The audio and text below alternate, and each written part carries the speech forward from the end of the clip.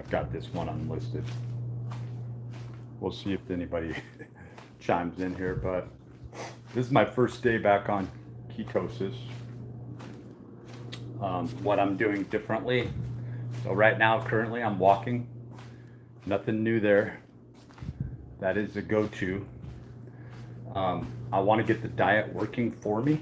I want to get the diet working for me so that I don't have to try and go into so much oxidative stress all the time.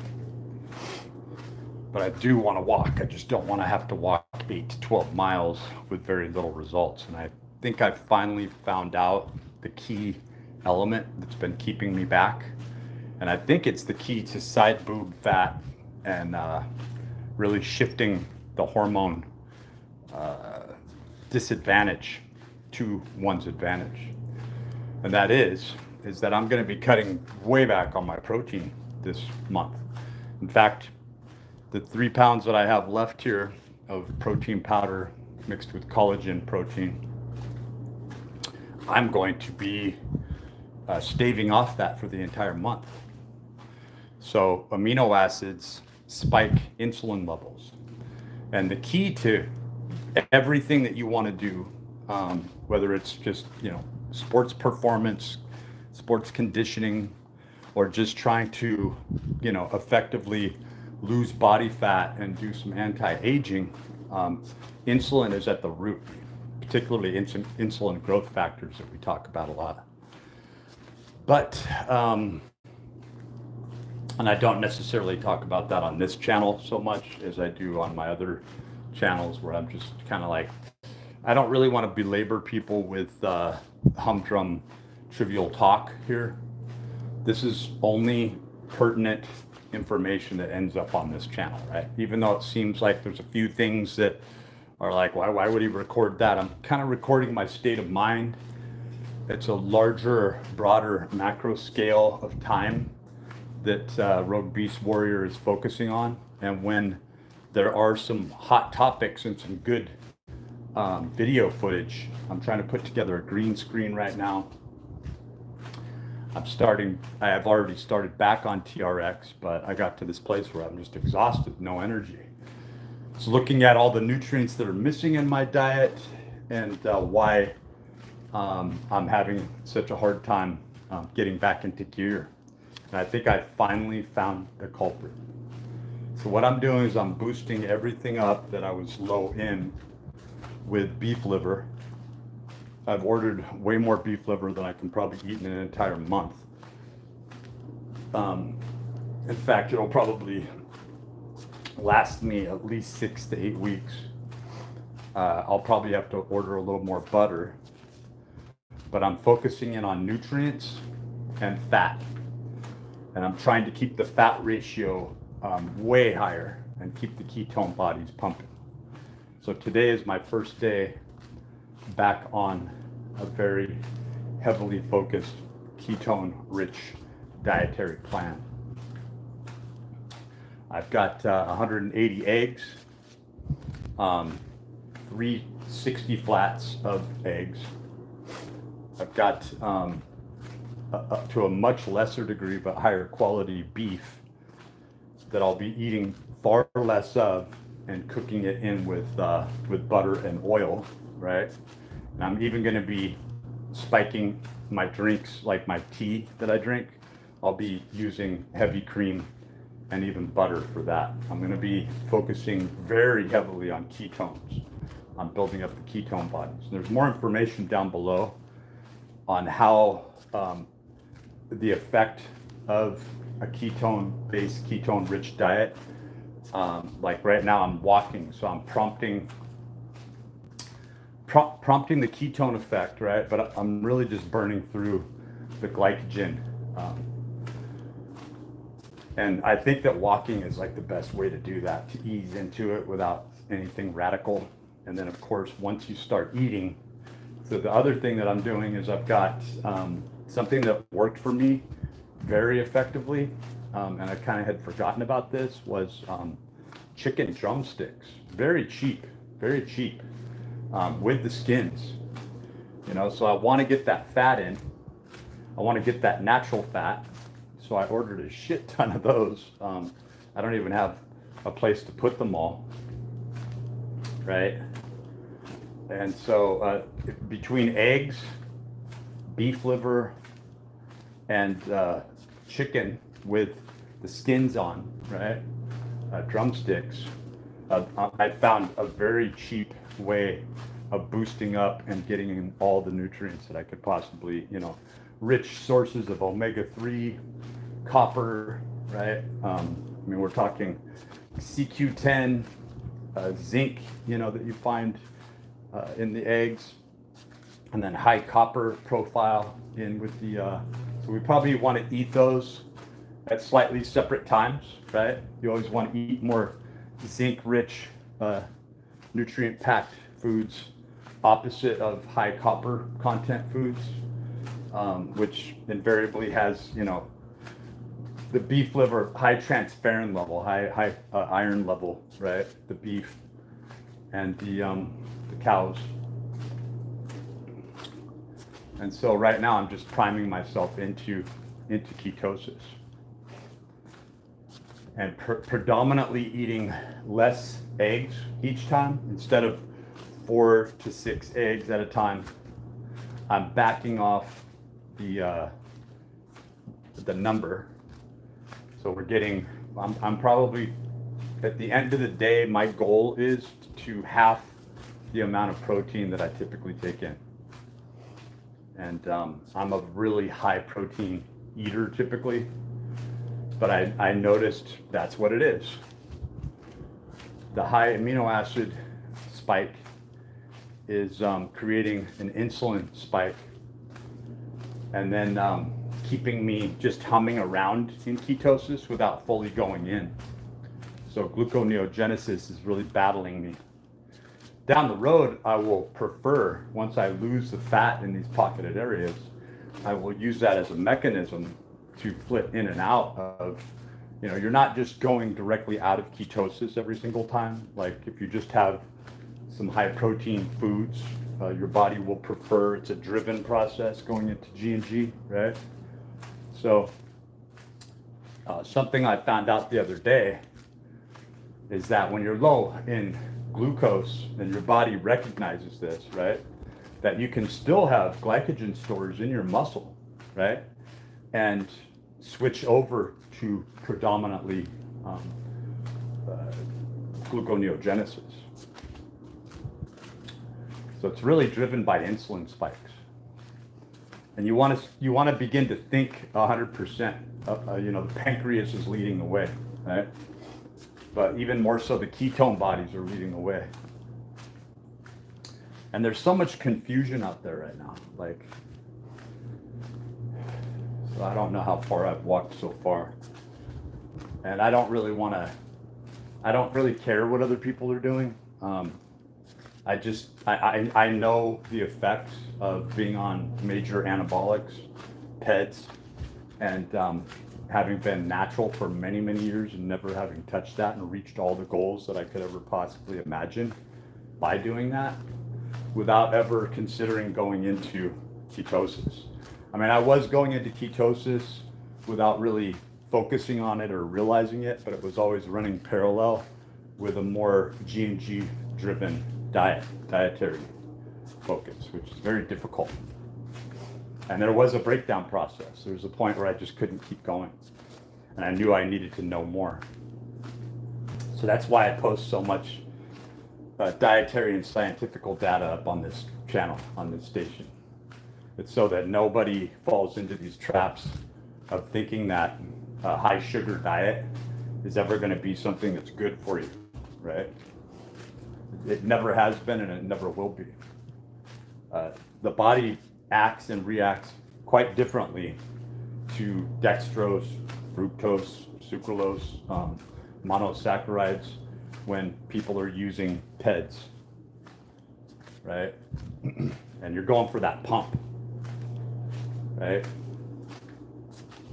So I want to know what happens after these people can no longer stay on the PEDs, right?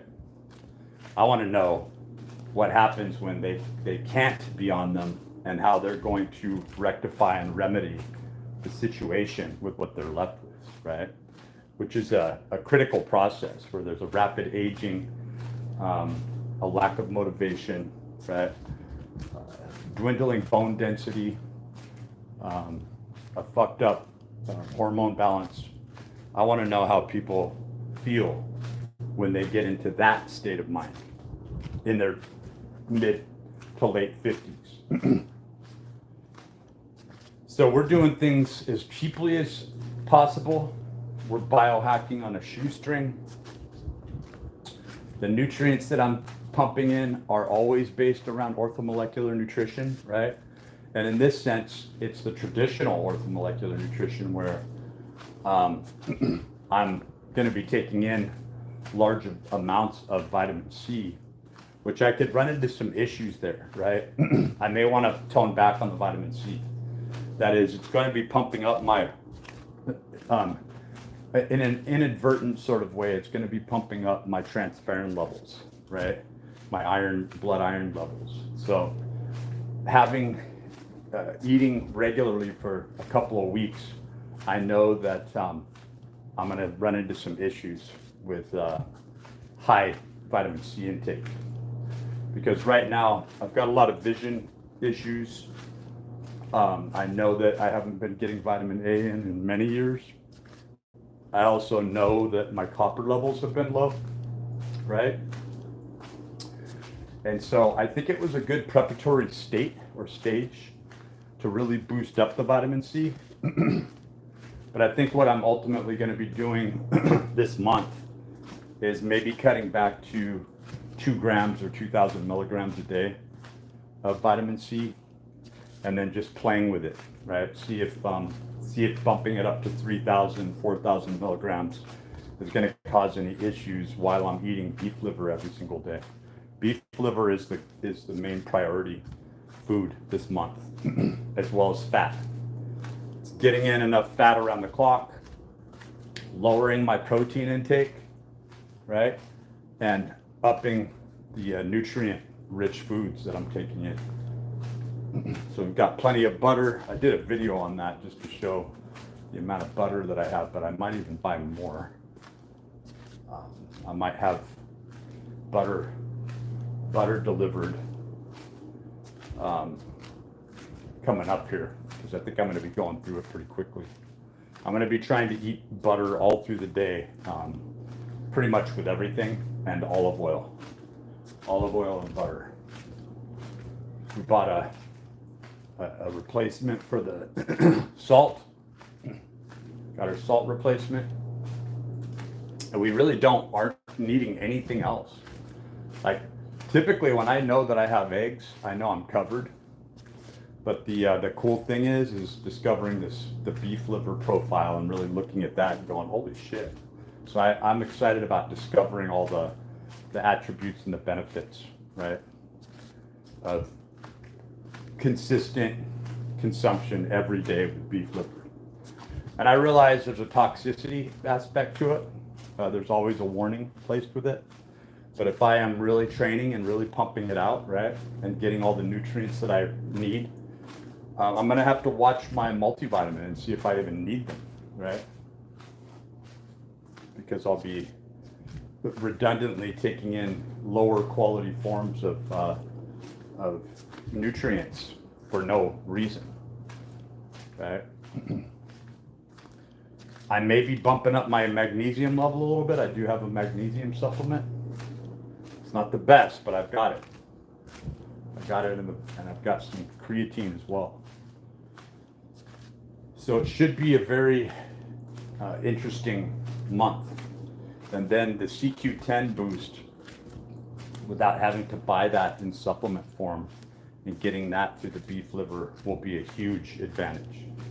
But I'm most curious, and I'll just be straight up from an anti-aging perspective, is if I'm training all the time, if I'm walking, if I have tons of energy from this, I'm wondering what the effects are going on a copper-rich nutrition plan, taking in adequate upper amounts of copper every single day through the beef liver. It'll be very interesting. I'm wondering if I can reverse some of this gray hair on my chin that I've had for so long. Because I have seen it change dietarily at different times, right? And again, I think it's predominantly based around insulin spikes. So if I spike my insulin up, whether it be by, glucose priming, monosaccharide priming, or amino acids, right? I want to have a full nutrient balance waiting for delivery, right? That inception into the cell, that's what that insulin does, right? So if I'm gonna force feed, right, if I'm gonna create an insulin spike down the road, I wanna spike that insulin up and feed the most nutritious, abundant sources of omega-3 for the permeability of the cell, right? And then again, focusing in on copper-rich foods, zinc-rich foods. That's what really kind of separates the two kingdoms, right? And selenium to some extent. And you also don't want to create too much confusion. If you were to add in a vegetable, right, down the road, where you're not concerned with taking in vegetables, I would say that broccoli is the first one that goes in, right? That would accompany the beef liver really well. You'd be able to get in a little bit more magnesium and obviously get in some of the chlorophyll, and things like that.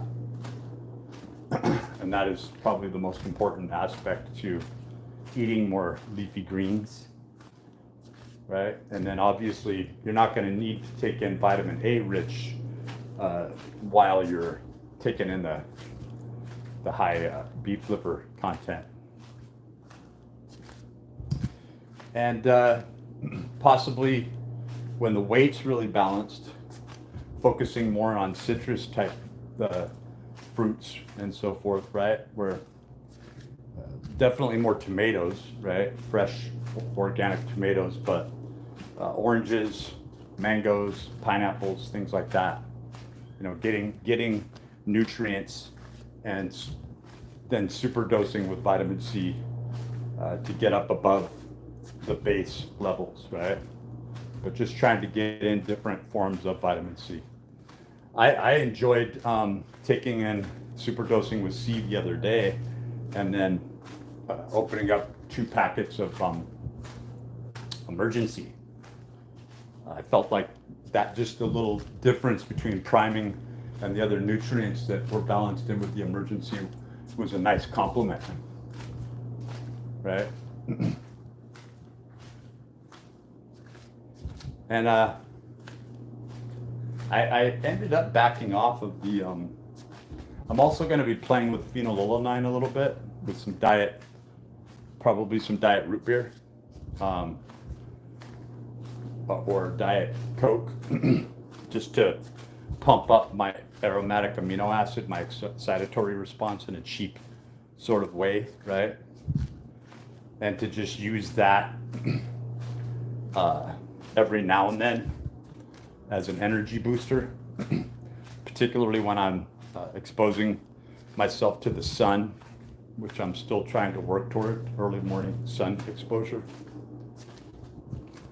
But I'm just hoping for like a two weeks of just rocking results where there's just this dramatic change now that I'm not creating any insulin spikes at all. Like I am backing off the insulin spikes 100%. It's going to be a real education for me. I'm not allowing any insulin spikes within my system whatsoever. Right? I'm going extreme. I'm pumping up the ketone bodies. I'm keeping the protein levels low.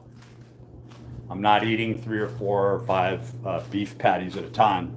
I'm eating 1, and I'm throwing some cheese on top of that, and I'm cooking it in with some butter, some olive oil.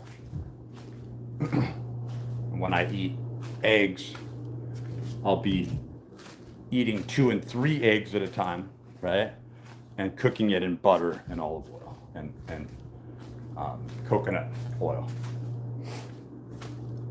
And I may be adding coffee back in because I have so much coffee, and I'm sick of drinking coffee without cream. Now that I'm back on the heavy cream, coffee and heavy cream is just like, to me, it's like the nectar of the gods practically. But the issue with that is that you've got the copper leaching taking place. But if I'm taking in an upper limit of copper and I'm worried about copper specifically, you know,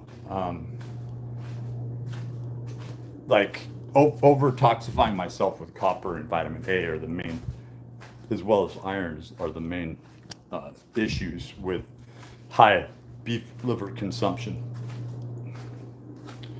So we're just priming the system with this walk right now. This might be a live. I'm doing this unlisted, obviously.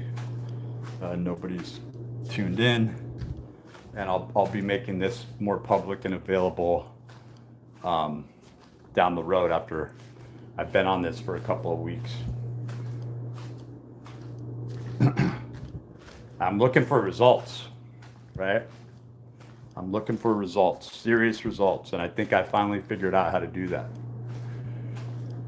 So I love protein, and I love living a high protein diet. And I like to go into gluconeogenesis as well, right? And insulin does act and react very differently when you've got ketone bodies in your system as opposed to, you know, glucose flying around everywhere. And it has to be driven, right? So once I boost up those ketones, and I want to back off the ketones a little bit and start creating a balance, I'm going to be doing that by taking in an upper amount of protein. It might be 6 weeks. That's what I'm hoping for. I'm hoping for immediate, dramatic results, body composition shift. My body fat never flies up. It's the leftover boob fat that I'm stuck with from estrogen, you know, aromatizing and progesterone effects, and then just one insulin spiking assault after the other. That's what ages people. And particularly what ages people is when you're spiking your insulin and there's nothing good to feed into it. You're just eating empty calories. That's what ages people, right? But down the road, like I was saying, if you eat a high protein diet, say you're eating something that really spikes the protein up and you're taking in beef liver, but you're starting to back off and going, okay, I'm not going to be cooking it in so much butter or oil. I'm going to take the nutrients in, you know, and try to uptake the nutrients in as rapidly as possible by spiking, maybe eating some lean beef or a protein drink, right, along with the beef liver. So instead of spiking the insulin with glucose or getting your blood sugar up, right, you do it with the amino acids. And then down the road, I plan on going into more longer G&G cycles because I had really good results with that. And that's where I'll probably be using beta-alanine and glutamine, threonine, you know, glycine, proline, right, in the form of collagen, and upping the orthomolecular nutrition plan. There's also K2, right, in the beef liver to a lesser extent. And the combination between the eggs and the beef liver and the chicken and the beef should be restorative in the magnesium area as well. And it'll be really interesting because I've heard very negative things about calcium. But again, this is not like we're talking about the calcium ions, right? When we're talking about Huxley's sliding filament theory, you know, actin and myosin, and how crucial calcium really is, right? But how hard are you really training? What's the justification for that, right? So down the road, you know, calcium is going to become something that's very positive. At the moment now, with lower quality whey protein, calcium levels are probably pretty high, right? So that'll be interesting to back off of that as well. And I won't be eating any carbohydrates all month. And I'm very limited on what I've got here. And it's all nutrient dense, all nutrient packed. There won't be any going off this shit. And I'll be curious to see if I even want in a month's time, today's the 9th of June, in a month's time where I'm at. So again, my body weight is 194 with my shoes on, fully clothed, my heavy earphones on, and holding my heavy phone, my Samsung S24 Ultra, right? And I did eat, knowing yesterday and not having the provisions, I ate some rice yesterday. And so that answers the strange inquest there, right? Is how could you be, if you're not meeting, right, the number of base calorie, right, your REE, your resting energy expenditure, right? If you're not even meeting close to even your resting energy expenditure and you're on an LCD, a low calorie diet, how in the hell is it that your body weight is maintaining when you're walking for hours on end and even training at times, right? I probably got in 3 good sessions last week, early on in the week. And obviously the goal is to be able to train every fucking day. Like, I'm pissed off when I don't have the energy. So having more energy, avoiding the insulin spikes, right? And then having those high ketone bodies, that the hope is that I will get into this rapid genesis of training and just start packing on, lean muscle mass, getting more vascular and turning into a beast. I almost hit that, but then I kept getting low in certain nutrients, and I think I got it figured out, right? I think I've got it figured out. I think I've got the sources figured out. So these are cheaper eggs. Not that eggs are cheap at all, but they finally dropped down to a comparative price with Walmart. I think, God, I'm not sure, but I think it's back down to around 20 cents an egg, which is like unheard of, right? But they're not high flax eggs, right? They're not high omega eggs. In fact, there's a huge difference there. But my hope is if I'm eating eggs that regularly, that my omega levels, that's probably the one thing. If I can, I'm going to order some omega-3. I do have some flax oil left, actually, but the profile with the flax, the omega-3 to 6 to 9 is not good, especially with the cheaper stuff. But it might balance out. It might balance out. But I've got the MCTs with the coconut oil, and I've got a good profile, a better profile with the EVOO, which I think is a much better oil to be using than cheaper flax oil. So we'll see how it goes. Doesn't seem like I'll be low in anything, really. It's the kind of thing where it will just keep building up. And we'll just keep training and building.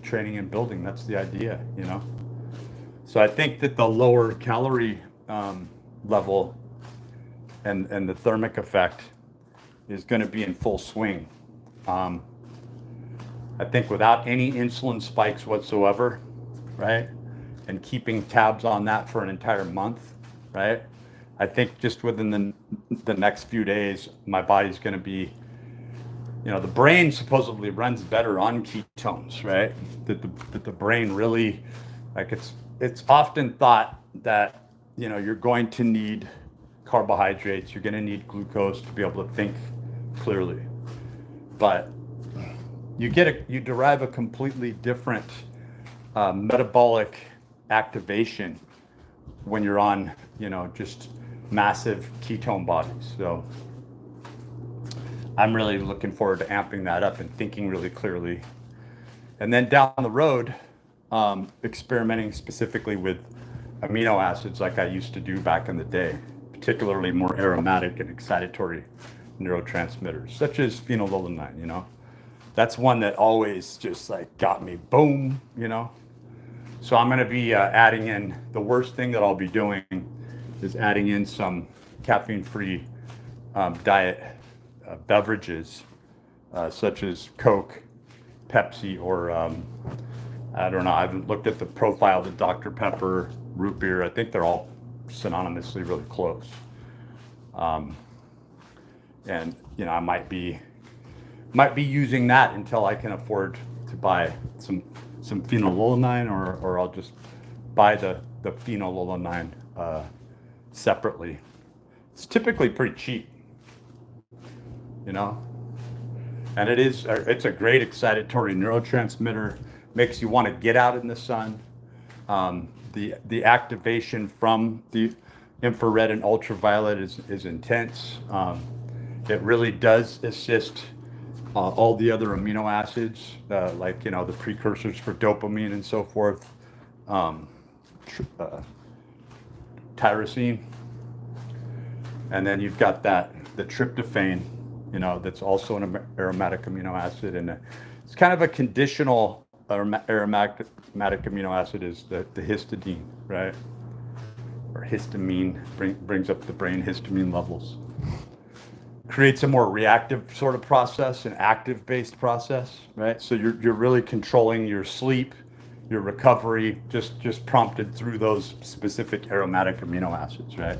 And then the complexity with all the other amino acids, those are going to work, right? And that's why you need those nutrients to be able to build up that tissue and that fascia and all the other responses that amino acids provide. And this really ultimately is a long road around back to gluconeogenesis and predominantly focusing in on amino acids, right? That is the orthomolecular plan. That is the orthomolecular miracle. But when we fuck ourselves up too much, that's when we have to bring up those ketone bodies and get things under control, right? Then we can start focusing in on nutrient-rich foods, right? And ultimately, you'll find yourself, you know, eating whole fruits and vegetables, right? Because you're actually having to spike your insulin and focus in on other areas because you're so nutrient rich, and you don't need to focus in on bolstering after a certain amount of time, such as with copper, you know, zinc, selenium, bringing those levels up, omega-3, CQ10, you know. So I think once you get into sort of a steady state with this, the results are going to show huge benefits. But admittedly, I'm 40 pounds up, or 30 pounds up from where I should be, right? My preferred weight is right in the 160s. I dipped below that, and it wasn't a good weight loss. And I was trying to remedy it last year, and that's what just threw me off, is that I actually got really sick. I actually stayed in that sort of depressive state and toxified my system. And I found my way back. So it should be interesting what I'm able to yield here. Talk to you soon.